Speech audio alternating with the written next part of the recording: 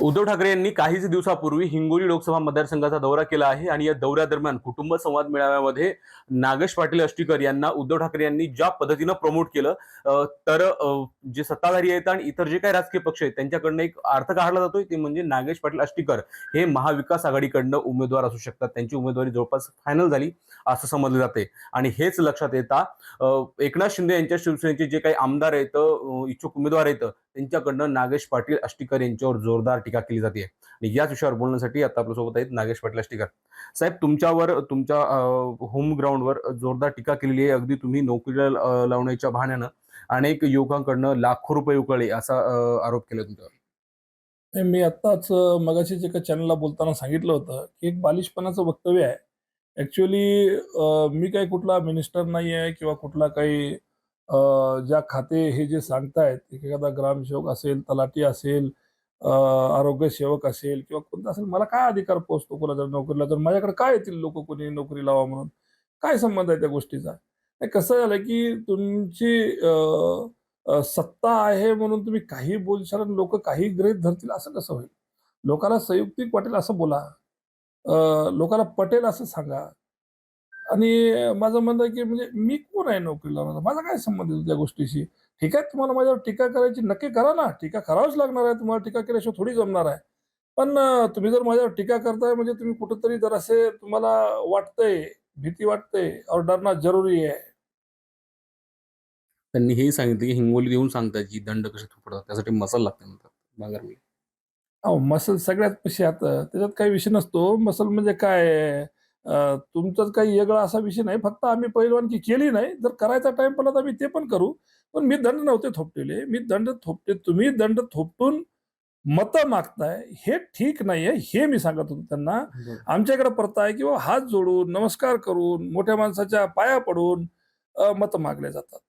मतं हे दान आहे, मतदान आहे. ते दान करायचं असते. दंड थोपटून तुम्ही जे दान मागताय मताचं, ते संयुक्तिक नाही आहे. हे मी त्याला सांगायचा प्रयत्न करत होतो, की बुवा ह्याच पट्ट्या निवडून येणार म्हणून तुम्ही जे दंड थोपटता.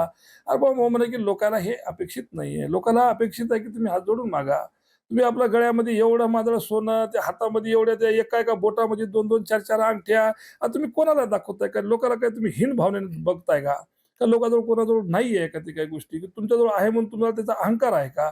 हा विषय असे अनेक आहेत, पण मला नाही बोलायचं आहे त्या गोष्टीवर. मला तुमच्यावर टीका नाही करायची. तुम्हाला काय टीका करायची करा. कारण मी तुम्हाला टीका करून काही फार मोठं करणार नाही. कारण तुमचं कामच मोठं नाहीये. तुमचं जरी तुम्ही सत्तेत असाल, आज तुमचे पायाचे, हाताचे बोटं जरी सगळे तुपात असतील, तुमचं जरी सगळं जरी चालबेल चाललं असेल, तरी जनता बेशक बेजार आहे. भयंकर बेजार आहे तुमच्याशी. बरं. अ, महायुतीकडनं हिंगोलीच्या जागेवरनं चांगली रस्सीखेच पाहायला मिळते. भाजपकडनं हिंगोलीच्या जागेवर दावा केलाय. शिवसेनेकडनं ही जागा शिवसेनेचीच आहे असं ठामपणे सांगितलं जातंय. यांच्या ज्या रस्सीखेच आहे यांचा फटका बसेल त्यांना असं वाटतं का तुम्हाला? नाही, बी-जे-पी आणि शिंदे गटाचं जे काही चाललंय आता, कुरघोडी चालल्या ते ठीक आहे. आता ती सगळी जनता बघायला लागली आहे. पण रनिंग खासदार आहेत. त्यामुळे त्यांनाच ती जागा मिळेल अशी अपेक्षित आहे. सगळ्यांनाच अपेक्षित आहे. आता यांची जागा मागण्याची हे आहे. आता यांचं कुठेतरी त्यांना लक्षात येत असेल, की हा निवडणूक निवडून येऊ शकत नाही किंवा मग या आपसात त्यांची काय कुरघोडी असेल माहिती नाही. पण जे दावा केला जातो ते सत्य आहे. हे शिवसेनेचंच आहे. भले त्या शिवसेनेचं असतील ना, ती या शिवसेनेचं असेल. बरं. हे जागा ही शिवसेनेचीच आहे. त्यामुळं ते जरी म्हणत असतील, की आता की असं केलं, तसं केलं, आम्ही तसं केलं. 3 आमदार आहेत, हे आहेत, ते आहेत. आता ठीक आहे, तुम्ही निवडणुकीला या समोर, मग आपण त्याच्यानंतर ठरवू. जनतेला ठरवू द्या ना हो. तुम्ही तुम्ही आमदार आहात म्हणून काय झालं?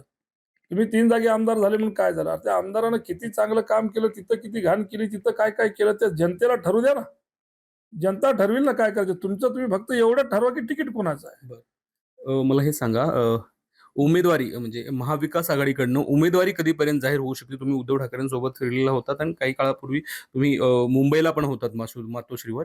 काय कधीपर्यंत जाहीर होऊ शकते? मी एक 10-1 दिवसाच्या अगोदर मी मुंबईला गेलेलो होतो आणि त्याच्यानंतर उद्धव साहेबांचे दौरे सुरू आहेत. आजही ते दौऱ्यावरच आहेत. ते रोजच्या रोज त्यांचे दौरे चालू आहेत. त्यामुळं आम्हाला अपेक्षित आहे, की एखाद 2-3 दिवसामध्ये सगळ्या गोष्टी सेटल होतील. 2 ते दिवसात उमेदवारी जाहीर होईल असं. होतील. निश्चित.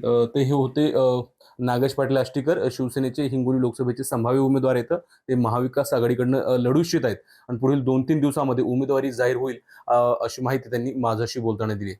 Camera person आकाशसह Madhav Dipke, ABP माझा, हिंगोली. एबीपी माझा, उघडा डोळे बघा नीट.